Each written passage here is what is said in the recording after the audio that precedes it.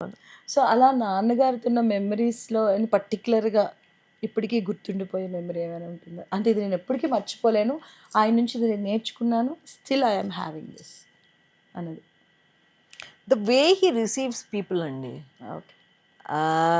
That ఎంత ప్రేమ ఆప్యాయంతో receives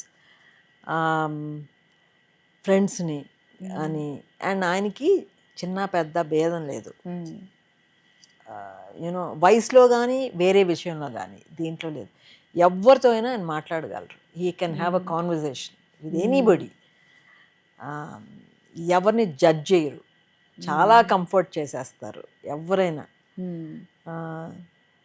and ఆయన చేసిన ఇంకోటి ఆయన నాన్న దగ్గర నేర్చుకుంది ఏంటంటే అండి, ఆయన చేసిన పనులు ఎవ్వరికి ఆయన చెప్పుకోరు.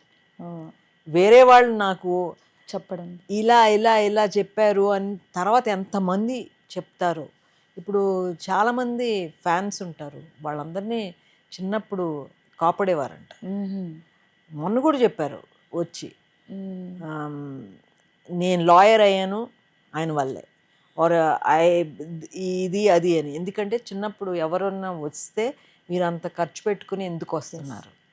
First your family is important, your career is important. ఆ తర్వాతే you show me, give me time.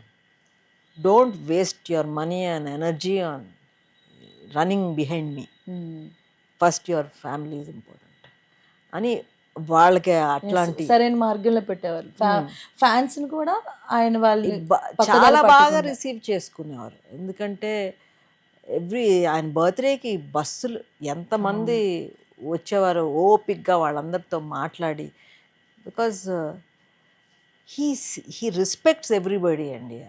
అది that emotion, that respect I've seen from him. ఎందుకంటే ఆయన ఎంత ఎత్తు ఎదిగినా కూడా what did I deserve for to do, what did I deserve, I mean what have I done to receive so much affection, ఆ రుణం నేను ఎలా తీర్చుకోగలనమ్మా అని నాతోనే అన్నారు ఫ్యూ టైమ్స్. అంత ఓపెన్గా వాళ్ళంత ప్రేమను నాకు ఇస్తుంటే నేను ఏం చేయగలను, వాళ్ళకి ఎలా తీర్చుకోగలను. బట్ ఆ ఎనర్జీసే కెప్ట్ హిమ్ గోయింగ్. ఆయనకి లైఫ్ హ్యాపీనెస్ ఇచ్చింది because of the way people loved him.